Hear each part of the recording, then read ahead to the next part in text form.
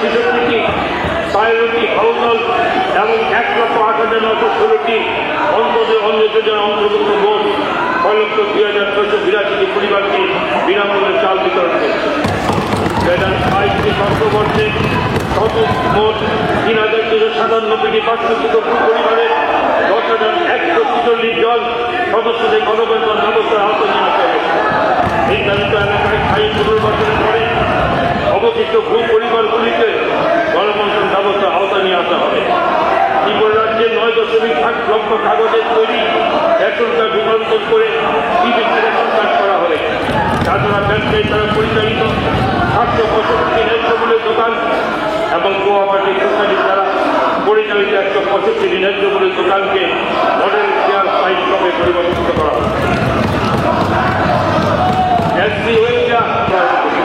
ব্যবস্থার সমস্ত গ্রামগুলিতে ইতিমধ্যে আদর্শ গ্রাম হিসেবে ঘোষণা করা হয়েছে। তাছাড়া পরিকাঠামো উন্নয়নের জন্য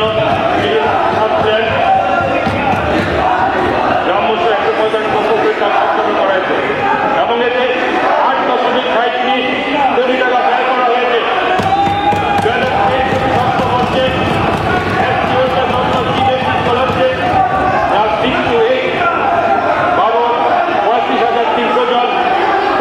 ছাত্রছাত্রীদের জন্য 141.20 লক্ষ টাকা প্রি-মেট্রিক স্কলারশিপ ক্লাস 9 and 10 বাবদ 12,100 জন ছাত্রছাত্রীর জন্য 640.77 লক্ষ টাকা, পোস্ট মেট্রিক স্কলারশিপ বাবদ 34,150 জন ছাত্রছাত্রীর জন্য 6,252.2 লক্ষ টাকা এবং ডক্টর বি.আর. আম্বেদকর মেরিট অ্যাওয়ার্ডের ভর্তুকি দেওয়া হবে।